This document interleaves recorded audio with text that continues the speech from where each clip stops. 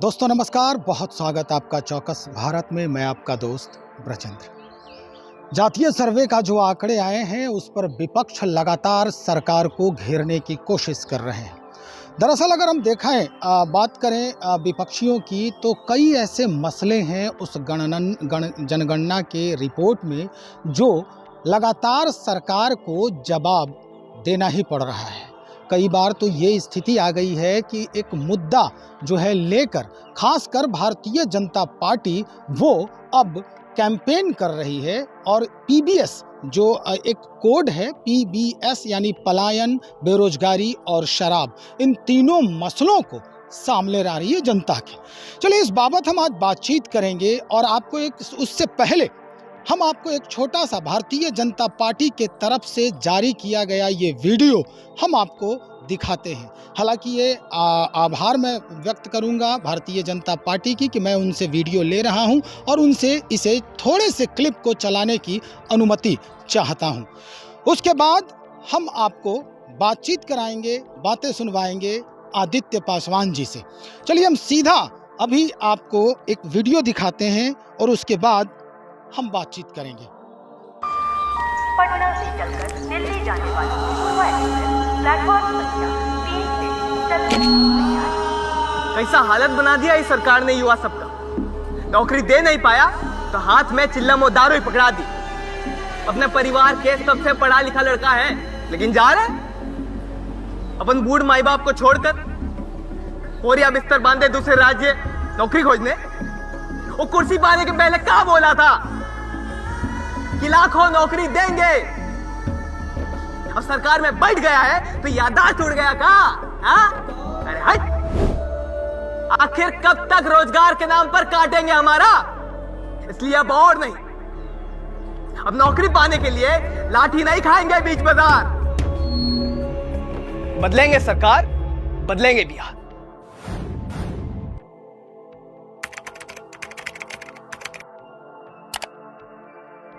तो वीडियो तो आपने देख लिया होगा। अब इस बाबत जो है हम बातचीत कर रहे हैं, कांग्रेस के युवा ब्रिगेड के अध्यक्ष हैं आदित्य पासवान जी। इन्हीं से हम मुखातिब, इन्हीं से बातचीत करेंगे। भारतीय जनता पार्टी ये 3 मसलों को लेकर अब कैंपेन कर रही है महागठबंधन के खिलाफ।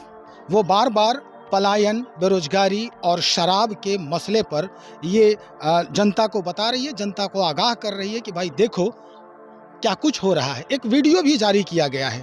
आप लोग जो आंकड़े आए हैं अपना पीठ थपथपा रहे हैं, उन आंकड़ों को लेकर क्या लग रहा है?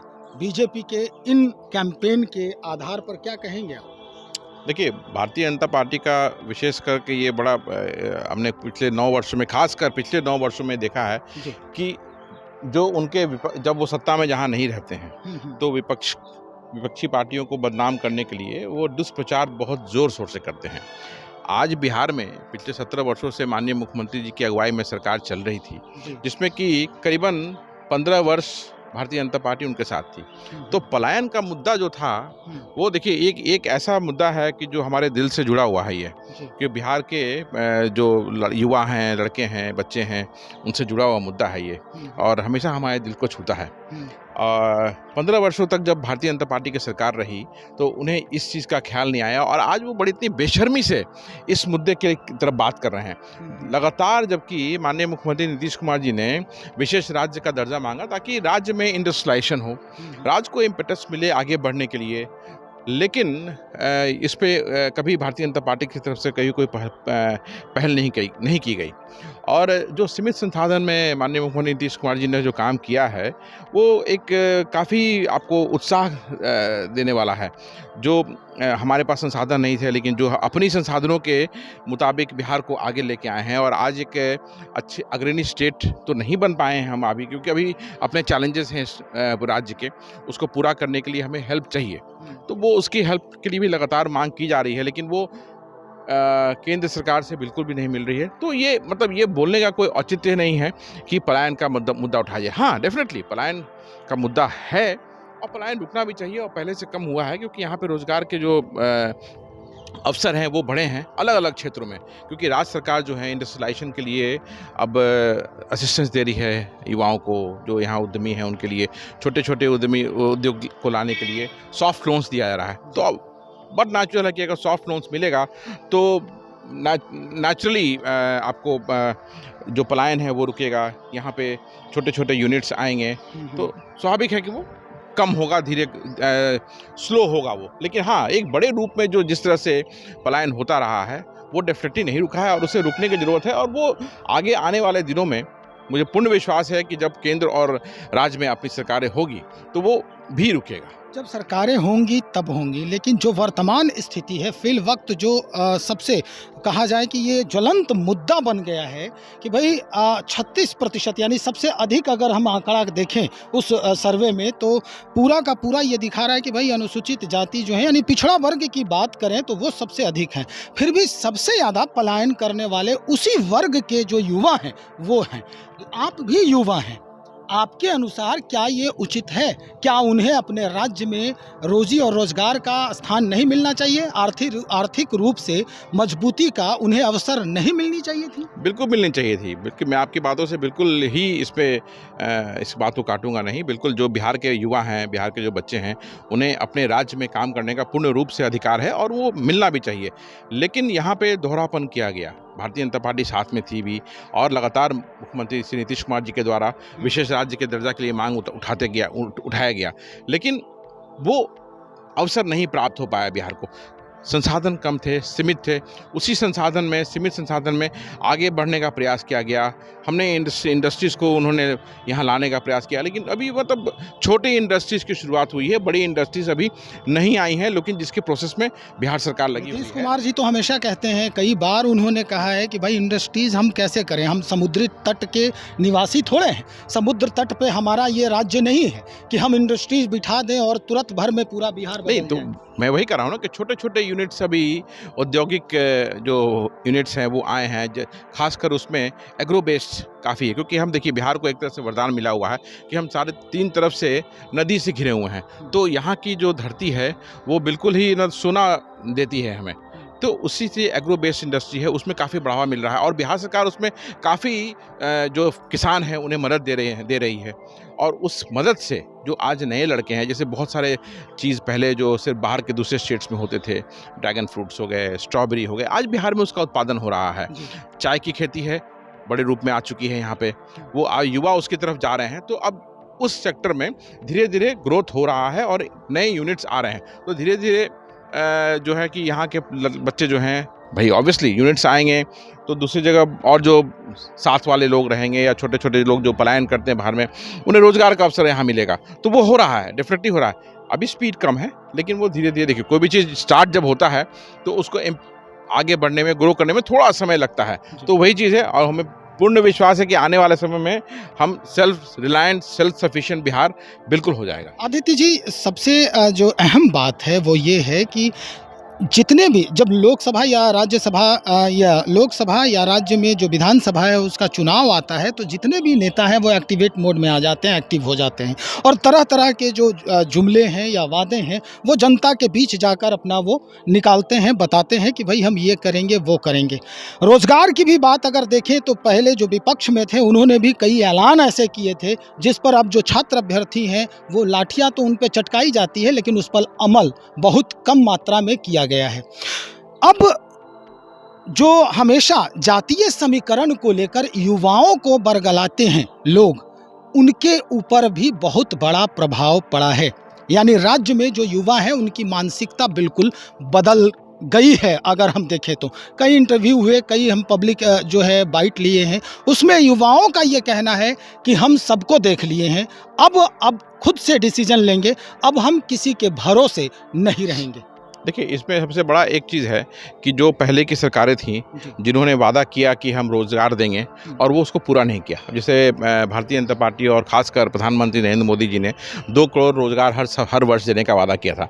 तो अगर पिछले 9 वर्ष में अगर 2 करोड़ रोज़गार अगर हर साल देते तो आप देखिए कि 18 करोड़ बेरोजगार युवकों को रोज़गार मिल चुका होता। तो पहला धोखा वहाँ मिला भारतीय जनता पार्टी और हमारे आदरणीय प्रधानमंत्री के द्वारा, जो हमेशा से झूठ और जुमले के लिए जाने जाते हैं। उसके विपरीत अगर आप बिहार में आएंगे और बिहार को देखेंगे तो देखिए 10 लाख रोजगार का हमने वादा किया था और कितनी फास्ट स्पीड से उसको पूरा करने का हम काम कर रहे हैं। आप देखिए, शिक्षक हो चाहे और भी डिपार्टमेंट हो, रिक्तियाँ निकल रही हैं और रिक्तियों को भरने का भी प्रोसेस शुरू हो गया है। तो ये ठीक है, जो पहले का जो एक्सपीरियंसेस आज के युवाओं को था, उस हिसाब से वो बोल रहे हैं, लेकिन आने वाले 1 साल में वही युवा जो होगा उसका परसेप्शन हमारी सरकार की तरफ बदलेगा, क्योंकि जो युवा जो आज पढ़ाई करके जो रोज़गार की तरफ देख रहा है वो बेरोज़गार है, और उसको रोज़गार देने का काम हमारी सरकार, महागठबंधन की सरकार कर रही है। तो वो perception definitely I am sure about it कि it will change in the due course time. मतलब आप ये कंफर्म है कि जो सरकार बदलेगी अगर, तो यहाँ के जो जिनकी आंकड़े जो हैं वो सबसे अधिक आई हैं, उन जो युवा हैं, उन उस वर्ग के जो युवा हैं उनको इसका लाभ मिलेगा। बिल्कुल बिल्कुल, और मिलना शुरू भी हो गया है। आज अभी जो जाति आधारित जो गणना जो हुई है उसका लाभ बिल्कुल मिलेगा, क्योंकि देखिए अभी एक चीज़ तो श्योर हो गया ना, जो हमारे आदरणीय नेता राहुल गांधी जी ने बोला कि 90 जो सेक्रेटरीज हैं गवर्नमेंट ऑफ इंडिया में, उसमें 3 सिर्फ ओबीसी हैं, तो 90 में 3 हैं अगर, तो 100 में कितने 0 हुए। तो अगर आप इसी स्थिति को बना के रखना चाहते हैं, कि आपकी स्थिति वहाँ पे जो नंबर्स है वो नगण्य रहे, तो आप भारतीय जनता पार्टी के साथ जाइए। नंबर का खेल जो है, नंबर का आंकड़ा जो है आदित्य जी, वो ये भी है कि विपक्ष इस पर भी जो है वो तलवार चला रही है। विपक्ष का कहना है कि ये आंकड़े सही नहीं हैं, इसको सर्वे जो है वो आनन फानन में करवाया गया है और उन्हीं के साथ धोखा हुआ है जिसकी धुरी पर ये सरकार टिकी हुई है। देखिए, अब मैं इस पर पॉइंट वाइज हम लोग इस पे आते हैं। पहला चीज़ जो है कि 90 में 3 जो मैं बोल रहा था कि अगर 90 में 3 है तो 100 में 0 हो गया वो। तो पहली चीज़ ये है कि अगर आप चाहते हैं कि आपका नंबर्स वहाँ पे जाए, अच्छी मात्रा में जाए, तो आपको डिसाइड करना पड़ेगा कि आप इंडिया के साथ हैं, इंडिया गठबंधन के साथ हैं या भारतीय जनता पार्टी के साथ हैं।